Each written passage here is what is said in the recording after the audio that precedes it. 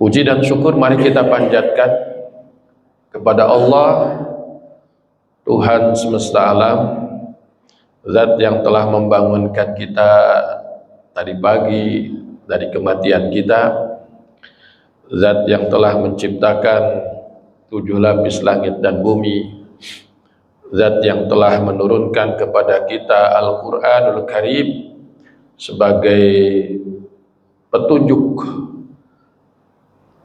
penerang jalan dalam kita melangkah di kehidupan di dunia ini, sehingga dengan demikian insyaallah selama kita berpegang teguh kepada keduanya, termasuk diantaranya adalah tentunya sunnah Rasulullah SAW, mudah-mudahan kita tidak tersesat dan sampai di tujuan akhir kita, yaitu rahmat Allah berupa Jannatun Naim, surga yang penuh dengan kenikmatan.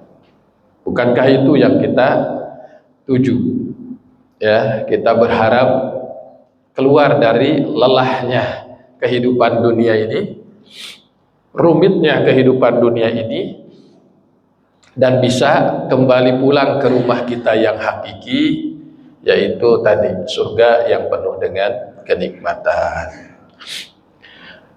Salawat dan salam semoga Allah senantiasa curah limpahkan kepada Nabi kita Rasulullah Sallallahu Alaihi Wasallam, pria yang patut untuk kita contoh dalam seluruh aspek kehidupannya.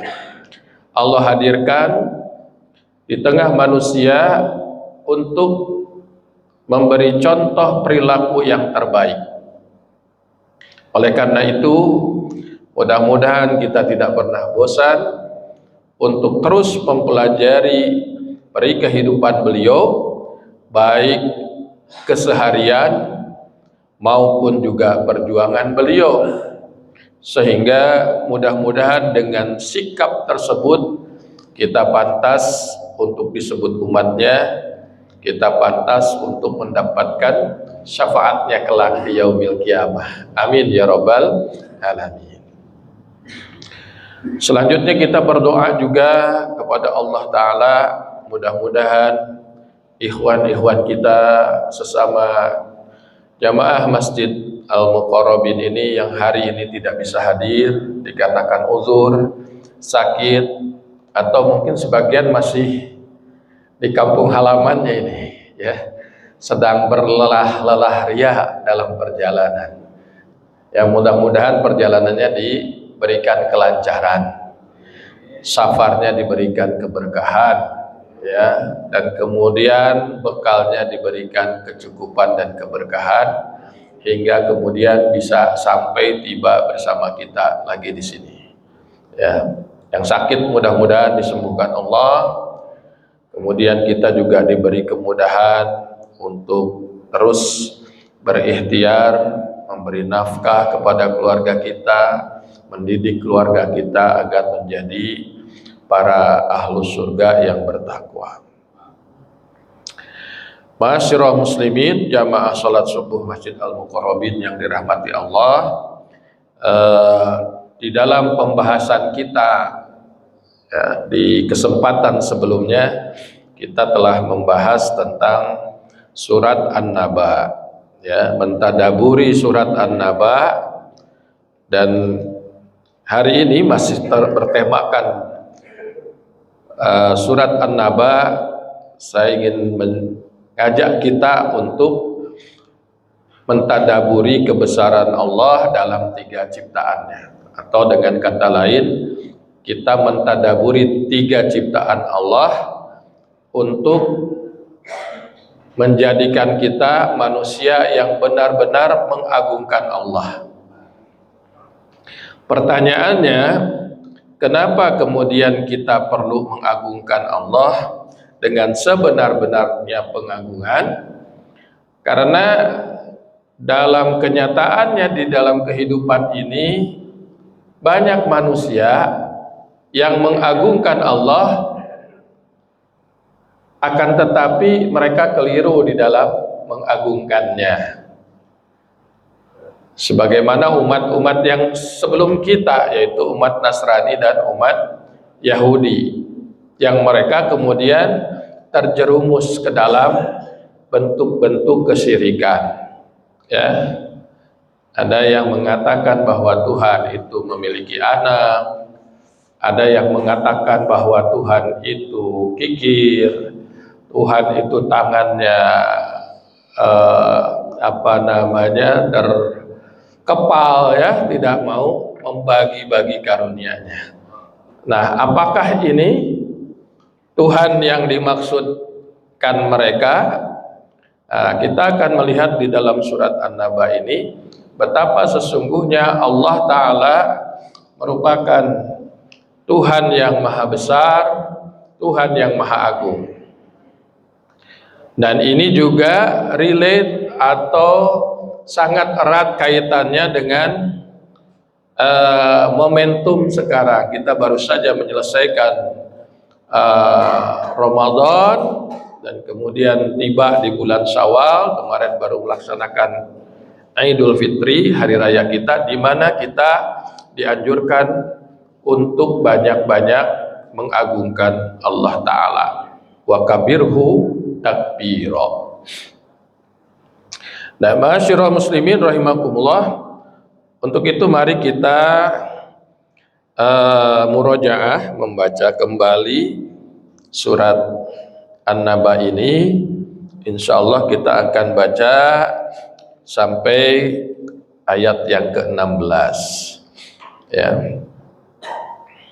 Mudah-mudahan dengan pembacaan ini kita akan mendapatkan pahala membaca. Ya, satu huruf kita mendapatkan 10 kebaikan. Dengan demikian, di pagi hari ini selain kita melaksanakan sholat sunnah dan sholat berjamaah, juga kita mendapatkan pahala tilawah. Mari kita baca bersama-sama sampai ayat yang ke-16. A'udzu billahi minasy syaithanir rajim. Bismillahirrahmanirrahim. Amma yatasaalun anin naba'il azim alladzi hum fihi mukhtalifun kalla saya'lamun thumma kalla saya'lamun alam naj'alil arda mihada wal jibala autada wa khalaqnakum azwaja wa ja'alna nawmakum subata wa ja'alna al-layla libasa wa ja'alna an-nahara ma'asha wa banayna fawqakum sab'an shidada wa ja'alna sirajan wahhaja wa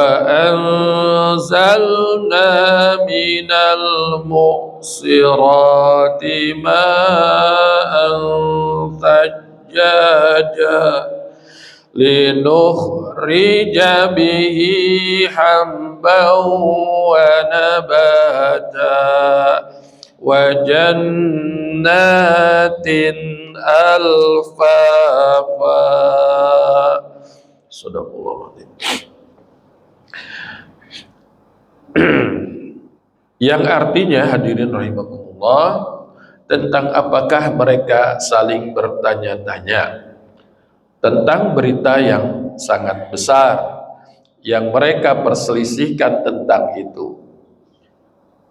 Sekali-kali tidak, kelak mereka akan mengetahui. Kemudian sekali-kali tidak, kelak mereka akan mengetahui. Bukankah kami telah menjadikan bumi ini sebagai hamparan dan gunung-gunung sebagai pasak, dan kami jadikan kamu berpasang-pasangan, dan kami jadikan tidurmu untuk istirahat, dan kami jadikan malam sebagai pakaian, dan kami jadikan siang untuk mencari penghidupan, dan kami bangun di atas kamu 7 buah langit yang kokoh, dan kami jadikan pelita yang amat terang, yaitu matahari, dan kami turunkan dari awan air yang banyak yang tercurah, supaya kami tumbuhkan dengan air itu biji-bijian dan tumbuh-tumbuhan dan kebun-kebun yang lebat. Hadirin rahimakumullah, di dalam kesempatan ini kita akan membahas 3 ciptaan Allah. Yang kami maksud yaitu yang pertama dari ciptaan Allah itu adalah langit. Yang kedua adalah matahari. Dan yang ketiga adalah hujan. Kita sebagai seorang mukmin selalu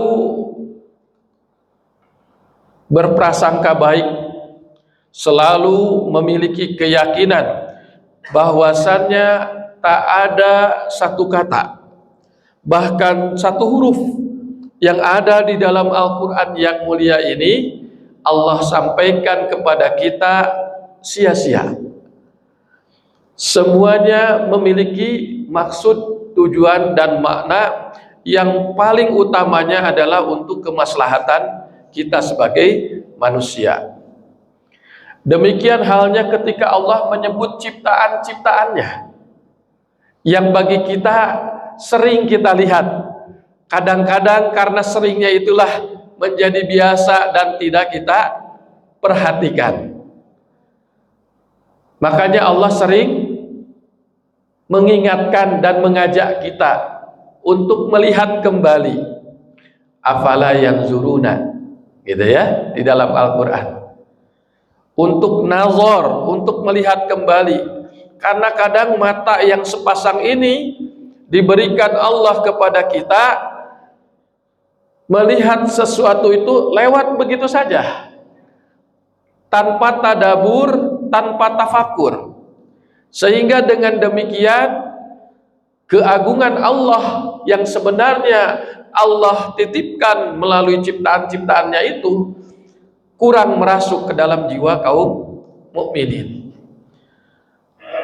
Karena itulah kita bisa melihat ada orang yang mengaku mukmin tetapi masih berani untuk berbuat durhaka di bumi Allah. Kenapa? Karena dia tidak paham bahwa Allah yang Maha Agung itu sanggup berbuat apapun terhadap dirinya. Karena itu kita masih melihat ada orang yang mengaku dirinya muslim tapi kemudian dia menzolimi saudara-saudaranya.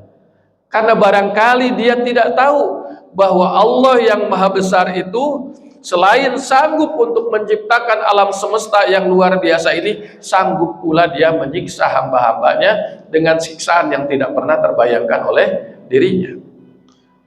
Nah, oleh karena itulah Allah kemudian mengungkapkan sesuatu yang sesungguhnya sering kita temui untuk dipikir ulang, untuk ditadaburi, agar dengan tadabur itu menghantarkan kita kepada derajat pengagungan Allah yang sesungguhnya.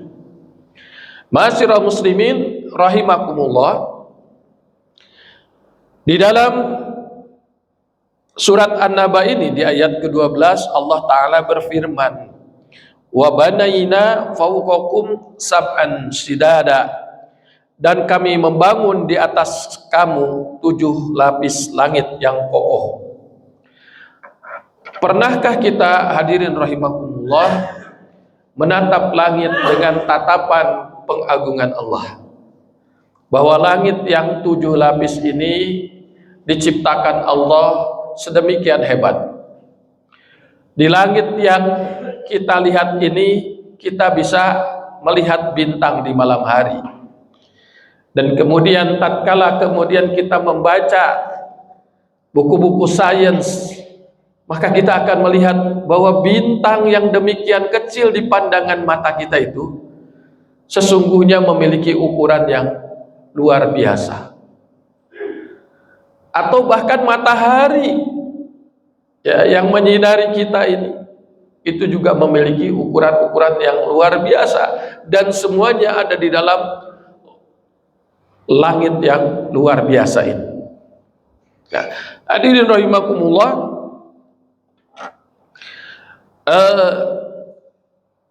ditinjau dari sudut agama, kita pernah diinformasikan oleh Rasulullah tentang lapisan-lapisan langit ini. Saat baginda Rasulullah SAW menceritakan tentang mi'rajnya beliau, ya, mi'rajnya beliau ke Sidratul Muntaha, di mana langit-langit tersebut tersusun, dan di setiap langitnya ada Rasulullah menemui para nabi, ya, yang sebelum beliau Shallallahu Alaihi Wasallam. Di antaranya di langit yang pertama diriwayatkan bahwa dihuni oleh kakek kita Nabi Adam alaihissalam. Ya, ini adalah langit yang terendah yang dihiasi oleh bintang-bintang. Kemudian di langit yang kedua dihuni oleh Nabi Yahya dan Nabi Isa alaihi wassalam. Langit ketiga dihuni oleh Nabi Yusuf, nabi yang ceritanya paling indah ada di dalam Al-Quran, yang kalau kita gali itu luar biasa, memiliki banyak sekali pelajaran-pelajaran hidup tentang kecemburuan manusia, tentang tipu daya saudara, tentang bagaimana bangkit dari keterpurukan. Kalau kita membangkit terpuruk itu kan bukan literal, ya. Kalau beliau itu sungguh-sungguh bangkit bukan dari nol, dari minus. Kenapa? Beliau kan ada di sumur, dari minus. Kalau kita yang disebut dengan terpuruk itu paling juga masih di permukaan bumi. Kalau beliau itu ada, kalau kita lihat secara simbolik, ada di titik yang luar biasa, di titik yang minus. Sehingga dari sini juga kita bisa belajar. Siapapun di antara kita hadirin rahimakumullah yang oleh Allah diuji pada titik nadir, titik yang paling sulit di dalam hidupnya, jangan pernah putus asa. Nah, kenapa ada orang putus asa? Ya tadi kurang tadabbur ayat, kurang memahami cerita. Ketika mendengar cerita Nabi Yusuf, munculnya hanya sebagai kisah-kisah belaka. Dia tidak mengambil iktibar dari sana. Kita punya anak kita kemudian mengalami kesulitan, katakanlah dikeluarkan dari kantornya. Kadang-kadang orang tidak kuat untuk seperti itu. Maka kita harus bisa menyampaikan kepada anak kita, nah, jangan putus asa. Sebagaimana pesan Nabi Yakub kepada anak-anaknya, janganlah kalian berputus asa, karena sesungguhnya tidaklah berputus asa kecuali orang-orang yang kafir. Indah sekali. Nah, ini ketika melewati langit tersebut, maka kita teringat dengan pelajaran-pelajaran yang Allah berikan melalui Nabi ini. Kemudian di langit yang keempat dihuni oleh Nabi Idris. Kemudian juga di langit yang kelima dihuni oleh Nabi Harun, Nabi yang sedikit disebutnya, ya, pengutusannya bersamaan dengan saudaranya yaitu Nabi Musa alaihissalam, ya. Nah, kita bisa melihat juga dua nabi diutus pada periode yang bersamaan, akan tetapi approach pendekatannya kepada umat berbeda. Nabi Musa tegas, gagah, disegani oleh Bani Israel yang kita tahu kelakuannya kayak gimana gitu.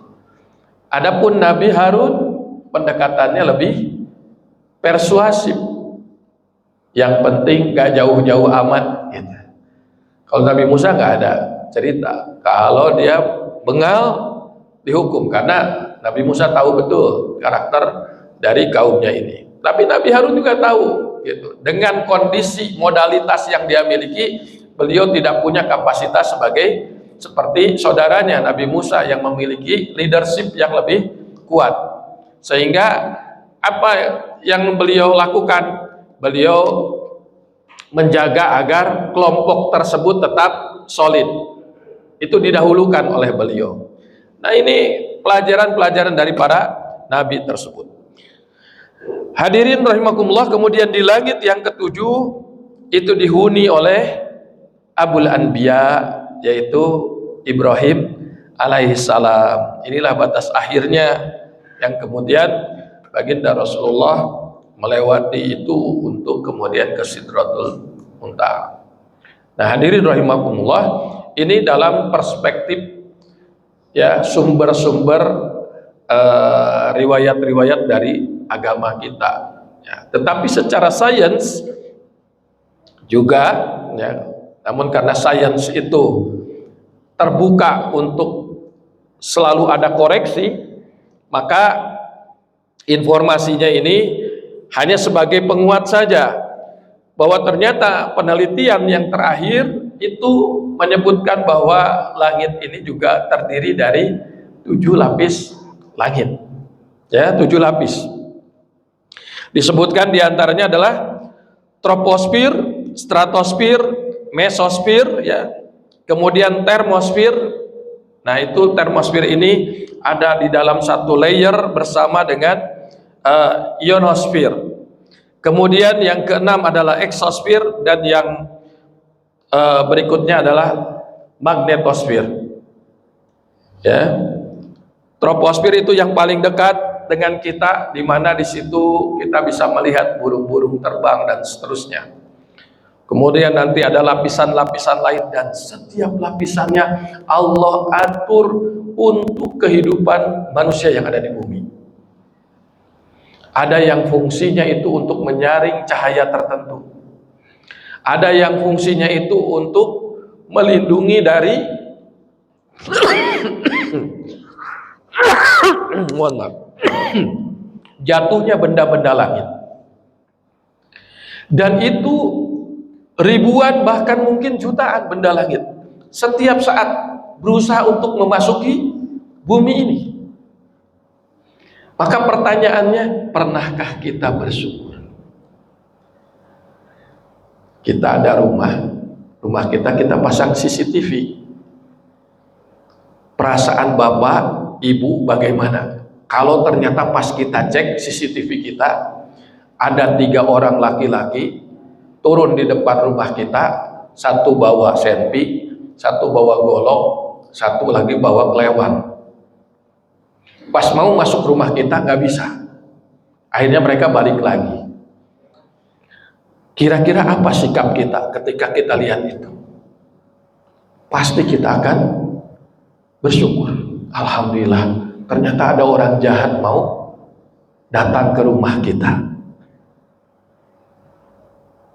Nah, karena tidak ada CCTV, kita nggak tahu bahwa selama ini setiap saat kondisi kita ini sebenarnya bumi kita ini terancam oleh lontaran meteor, ya, asteroid dan lain-lain yang jatuh ke permukaan kita. Karena tadi seperti yang dikatakan bahwa sesungguhnya bumi ini di lapisan terluarnya ada magnet yang bisa menarik benda-benda langit yang lewat, ya, melewatinya itu untuk jatuh ke sana.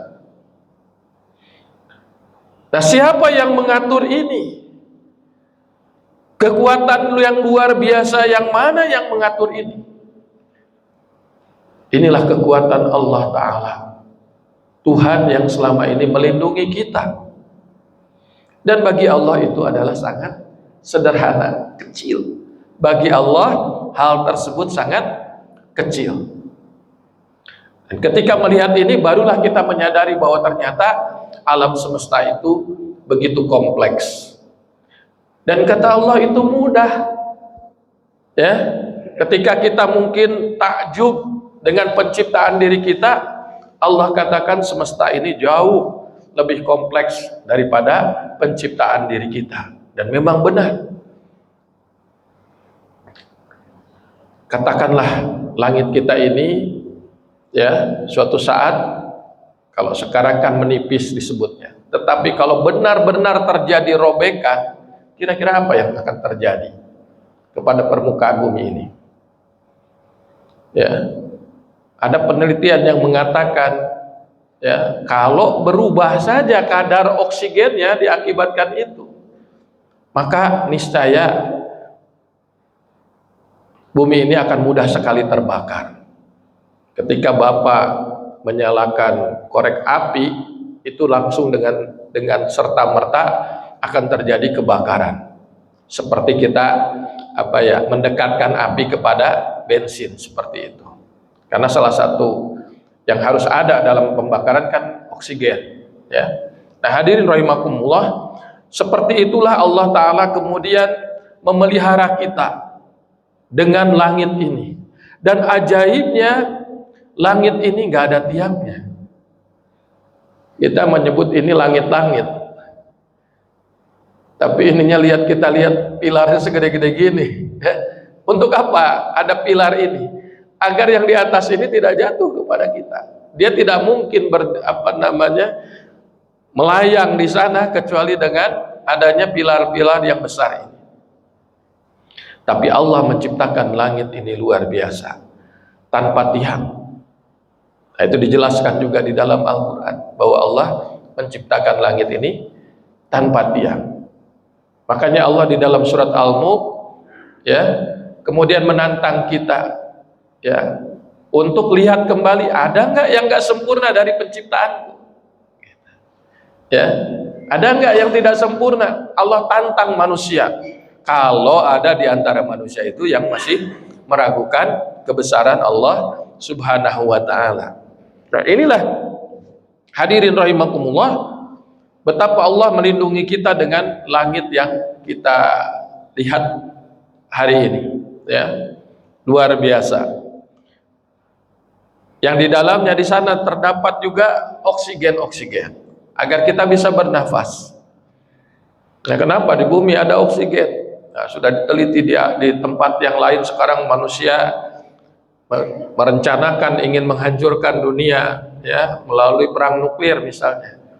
Sebagian di antara orang yang paling kaya kemudian mulai riset untuk hidup di planet yang lain, ya. Wallahu alam, sains terus berkembang. Akan tetapi yang bisa kita lihat adalah bahwa bumi adalah tempat terbaik di mana Allah menempatkan Adam dan keturunannya di sini. Dan Allah sudah desain semuanya sesuai dengan desain diri kita. Apa yang kita butuhkan, hadirin rahimakumullah? Oksigen, Allah sediakan. Dalam kadar tertentu kita butuh nitrogen, magnesium dan lain-lain, Allah ada sediakan di bumi ini. Semuanya Allah sediakan. Agar apa? Agar kita bisa menjalani kehidupan ini dengan baik. Berkurang saja semua kebutuhan kita, itulah yang disebut dengan kemudian kita mengalami sakit, ya. Kurang oksigen, sesak napas, terpaksa kita butuh oksigen. Murah? Enggak, mahal. Karena kita memompa itu setiap hari berapa kebutuhan kita. Saya nggak tahu yang kemarin sempat di era-era COVID mungkin mengkonsumsi oksigen itu berapa kebutuhannya. Satu hari saja berapa uang yang harus kita keluarkan. 2 hari berapa uang yang harus kita keluarkan. Nah, sekarang kita hidup 60 hari, bisa 60 tahun misalnya, kalikan dengan 365 hari, kalikan dengan harga oksigennya per hari. Apakah Allah keluarkan bil tagihan kepada kita? Tidak. Allah cuma minta agar kita bersyukur. Cukup ucapkan terima kasih, Dengan cara apa? Dengan cara taat kepada Allah. Apa yang Allah perintahkan, kerjakan. Dan itu bukan buat Allah, masih juga dikasih nanti pahala. Harusnya nggak usah, ya, betul nggak Pak? Cukup buat bayar itu aja lah napas, ya harusnya gitu. Maksud saya gitu, buat bayar napas kita, buat bayar tenaga energi yang kita miliki, gitu kan? Tapi Allah Maha Rahman, Maha Rahim. Siapa di antara kalian yang taat kepadaku? Jangan takut, ya. Aku akan sediakan balasannya yang terbaik. Fama ya'mal mithqala dzarratin khairan yarah. Dia akan lihat nanti. Dan aku akan balas dengan yang lebih baik daripada yang kalian lakukan. Allahu Akbar, Allahu Akbar. Nah, hadirin rahimakumullah. Kemudian ciptaan Allah berikutnya adalah matahari. Ini luar biasa. Matahari ini ada di dalam sistem tata surya kita, merupakan sumber energi dan cahaya. Ya, Allah berfirman di dalam surat An-Naba ini, wa ja'alna siraja wahaja, dan kami jadikan pelita yang terang benderang. Ya, matahari ini ukurannya diameternya 100 kali lipat bumi. Allah ciptakan matahari ini sebagai sumber energi. Ya, kita tidak pernah ngebayangin kalau seandainya matahari ini kemudian rehat sehari, ya, istirahat sehari, kita akan kehilangan sumber energi yang luar biasa. Kira-kira apa Pak yang akan terjadi kalau matahari kemudian padam? Saya yakin mungkin penduduk bumi, seluruh bumi ini akan beku, ya, tidak usah berbulan-bulan, gitu. Beberapa saat aja gitu matahari pasti beku. Justru karena ada matahari inilah kemudian dan diatur, kemudian disaring oleh tadi lapisan-lapisan langit, lapisan-lapisan atmosfer tadi, maka sampai kepada kita dalam kadar yang pas. Masya Allah, tabarakallah. Sampai kepada kita dalam kadar yang pas. Tidak panas banget, tidak juga dingin banget. Ada memang daerah-daerah yang dingin gitu. Tetapi kan manusia boleh memilih. Kalau nggak kuat di tempat yang dingin, ya hidup di tempat yang hangat.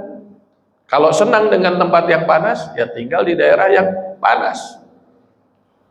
Bumi Allah ini luas. Nah, hadirin rahimakumullah, inilah matahari, ya, yang memiliki banyak sekali fungsi di dalam kehidupan kita. Di antara fungsi tersebut ada fungsi fotosintesis.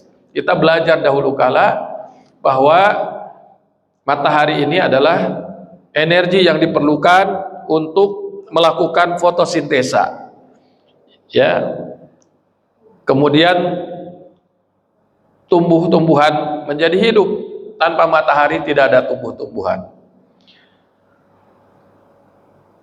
Orang Minang butuh singkong, daun singkong. Kalau nggak ada matahari, nggak ada daun singkong itu di nasi padangnya. Orang Sunda apalagi butuh lalaban. Kalau nggak ada matahari, nggak ada tuh lalaban. Ya, nggak ketemu dengan genjer, nggak ketemu dengan apa Pak? Iya, tespong segala macamnya, macam-macam. Ya, orang Jawa juga butuh itu. Nggak ada yang namanya gudeg Jogja. Nangkanya nggak hidup Pak, nggak terjadi fotosintesis. Kalau sinar mataharinya tidak ada. Pernah nggak kita terbayang ke situ? Ya, mentadabur, ya Allah, Allah luar biasa. Allah ciptakan matahari, memberikan sinar kepada tumbuhan, tumbuhan kemudian bisa tumbuh, dan sebagian diantaranya menjadi makanan kita sehari-hari. Kemudian matahari juga memiliki cahaya yang bisa kita ubah menjadi energi. Di beberapa negara dibuat solar solar panel, ya, itu menjadi energi listrik. Saya kira di sini sebenarnya banyak yang bapak-bapak yang cerdas-cerdas yang sanggup sebenarnya mencari bahan energi di negeri kita ini, bukan hanya sekedar minyak, sehingga kita kemudian jadi krisis. Minyak dunianya krisis, kita ikut krisis, aneh juga, ya. Yang bisa mengolah minyaknya ada. Orang ITB itu berdiri udah berpuluh-puluh tahun, saya yakin. Dan di antara putra-putra terbaik kita, ada yang bekerja di perusahaan-perusahaan di luar negeri. Mereka yang menjalankan penyulingan minyak segala macam. Belajar bisa. Jadi ini masalah goodwill, masalah bagaimana keberpihakan, ya, orang-orang kaya, orang-orang berpengaruh, para pejabat, pemerintah kepada kemakmuran negara kita. Tetapi kalau mereka tidak punya nyali, ya, tidak memiliki kedaulatan, habis kita. Sumber daya alam yang luar biasa ini akan habis begitu saja dan dijual hanya semata-mata demi komisi ke negeri-negeri kaya seperti Amerika dan lain-lain. Setiap ada minyak, setahu saya ada gasnya. Dan konon katanya gas itu bisa dipakai juga kan untuk sumber listrik. Taruhlah minyaknya sudah tidak ada, tapi kan gasnya masih ada, bisa dipakai untuk sebagai itu. Ada nggak orang yang bisa membuat pembangkit listrik tenaga itunya di negeri kita? Ada. Ya. Ada nggak orang yang bisa bangun instalasinya? Banyak. Nah, kenapa ini tidak terjadi? Ya. Masalah keberpihakan kepada rakyat. Nah, kita berdoa kepada Allah, mudah-mudahan Allah menurunkan pemimpin di negeri kita, pemimpin yang adil, bertakwa, dan kemudian ingin negeri ini sejahtera. Saya kira cukup dengan sumber daya alam yang ada itu cukup, ya, insya Allah. Nah, hadirin rahimakumullah, inilah matahari. Apalagi manfaatnya? Ada untuk kesehatan tubuh manusia, ya. Kita butuh vitamin D. Ini kita nih yang sudah senior, ya, karena saking rajinnya di masjid terus butuh juga kita untuk keluar, ya, mendapatkan sinar matahari. Ya, konon orang Indonesia ini termasuk orang yang defisit ininya, sinar mataharinya. Aneh juga karena negeri kita negeri tropis yang banyak sinar mataharinya. Ya, sejak zaman AC kita lebih sering senang di rumah soalnya. Ya, sejak zaman AC kita sering di tempat-tempat yang sejuk, ya. Nah, ini kita membutuhkan vitamin D. Alhamdulillah sekarang saya lihat para asatiz, ya, hadirin rahimakumullah, saya lihat ada gerakan baru, ya, di mana orang-orang sudah mulai lebih rajin untuk olahraga, ya. Pasca Covid kemarin orang tertarik, anak-anak muda sekarang Pak, lihat di jalan-jalan pada lari segala macam ini hal yang baik di tengah-tengah merajalelanya keburukan-keburukan. Dan banyak lagi, ya, Allah ciptakan matahari ini dengan berbagai ragam kegunaan, termasuk penelitian yang terakhir itu untuk kesehatan mental, bahwa paparan matahari membantu meningkatkan suasana hati yang bisa menstimulasi hormon serotonin serta mengurangi depresi. Ya, biasanya orang depresi itu senangnya di tempat-tempat yang gelap, menyendiri kayak gitu. Nah, kita kalau ingin membangun mood kita, ya kita sering jalan keluar. Kalau sudah terasa hati kita nih, ya, terganggu, bagus untuk hadirin rahimakumullah dan kita semua untuk berjalan-jalan keluar. Dan yang terakhir, hadirin rahimakumullah, di antara ciptaan Allah yang luar biasa itu adalah hujan, di mana Allah Ta'ala berfirman, wa anzalna minal muhsirati ma'an sajjaja, dan kami turunkan dari awan air hujan yang tercurah dengan hebatnya. Ya.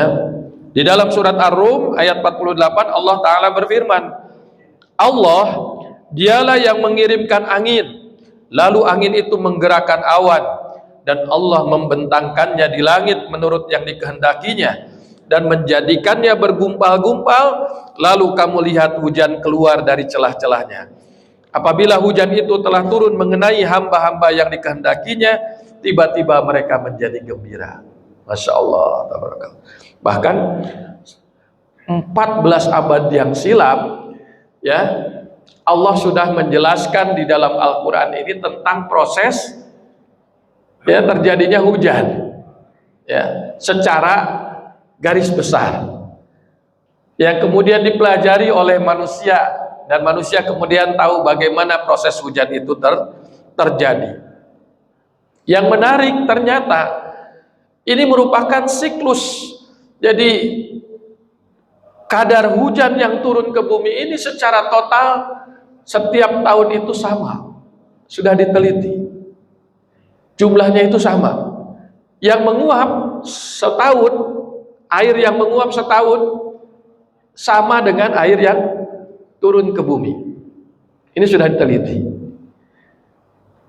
Tapi disebutkan diturunkannya itu sesuai dengan kehendak Allah. Makanya di dalam hadis, di antara kegaiban itu adalah yang gaib itu adalah kapan hujan akan turun. Kapannya, di mananya, itu Allah yang ngatur.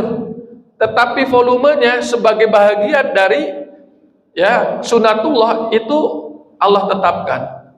Katakanlah berapa banyak itu yang turun dan berapa banyak pula yang ini terjadi siklus setiap tahun seperti itu. Ya mungkin saja kita misalnya mengalami kekeringan, tetapi bumi tidak akan mengalami kekeringan secara total. Di tempat yang lain ada. Makanya ketika kita dikatakan oleh Allah, sesungguhnya bumi Allah itu luas, tak kala ada orang-orang yang kemudian mengatakan, maaf ya Allah, saya waktu itu tidak beriman, soalnya di negeri kami kalau orang beriman pasti disiksa. Allah katakan, sesungguhnya bumi Allah itu luas, kenapa kamu tidak pergi ke tempat lain untuk bisa beriman? Nah, dalam konteks ini juga kita melihat bahwa Allah Ta'ala dengan kasih sayangnya kepada kita, ya, kalau di satu tempat terjadi kekeringan, sesungguhnya ada tempat yang lain yang kemudian bisa kita tetap jadikan sebagai tempat penghidupan. Kalau tidak ada, berarti Allah zalim kepada manusia. Tetapi Allah tidak begitu. Manusia diminta untuk berikhtiar, Allah menyediakan. Nah, hadirin rahimakumullah. Nah, siklus ini, ya, atau hujan ini lah yang kemudian dengan hujan itu Allah menumbuhkan tumbuh-tumbuhan. Allah menjadikan kebun-kebun.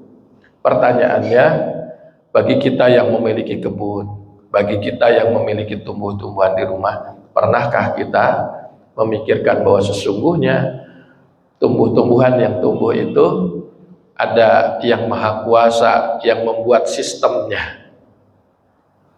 Yang Allah buat itu adalah sistemnya, sehingga tumbuhan itu bisa hidup, sehingga kemudian kita bisa memiliki kebun. Kenapa bahkan di kita pemilik kebun-kebun yang begitu luas itu malah kemudian inkar kepada Allah, menjadi orang-orang yang zalim? Padahal seharusnya mereka adalah orang yang pertama kali beriman, bertakwa, dan taat kepada Allah. Kalaulah mereka berpikir tentang penciptaan ini. Nah, hadirin rahimakumullah, dengan kita terus yang mentadaburi, mentafakuri tiga ciptaan Allah ini, mudah-mudahan akan tumbuh dalam diri kita sikap untuk mengagungkan Allah dengan sebenar-benarnya pengagungan. Dan semakin kita tadabur, tafakur, mudah-mudahan dengan demikian juga kita semakin humble, semakin rendah hati di hadapan Allah Ta'ala, sehingga dengan demikian terkikis semua bentuk kesombongan di dalam diri kita. Tidak ada kesombongan walaupun sebesar biji zarah. Kenapa demikian harapannya? Karena kalau ada sedikit pun kesombongan, maka kita tidak jadi ke tujuan akhir yang kita harapkan, yaitu masuk surga. La tadkhulul jannah atau la yadkhulul jannah man kana fi qalbihi misla dzarratin minal kibar. Ya, tidak akan masuk surga manusia yang apabila di dalam hatinya ada walaupun sebesar biji zarah daripada kesombongan. Apa itu kesombongan? Meremehkan manusia dan menolak kebenaran yang Allah hadirkan melalui Rasulullah Shallallahu Alaihi Wasallam dan juga ayat-ayat kauniyah yang Allah hadirkan di depan kita. Nah, inilah barangkali hadirin rahimakumullah bahagian dari surat An-Naba yang patut untuk kita renungkan bersama agar kemudian kita menjadi hamba Allah yang benar-benar hamba dan menjadikan Allah Ta'ala sebagai Tuhan yang Maha Agung yang patut untuk kita sembah, satu-satunya yang patut untuk kita muliakan, satu-satunya zat yang patut untuk kita bersyukur kepadanya atas limpahan karunia nikmat.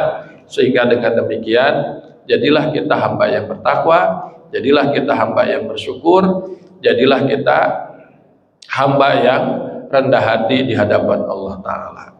Mudah-mudahan Allah Ta'ala memudahkan kita melalui perjalanan hidup ini, dan kemudian kita yang hadir di sini dikumpulkan kembali di surganya yang penuh dengan kenikmatan.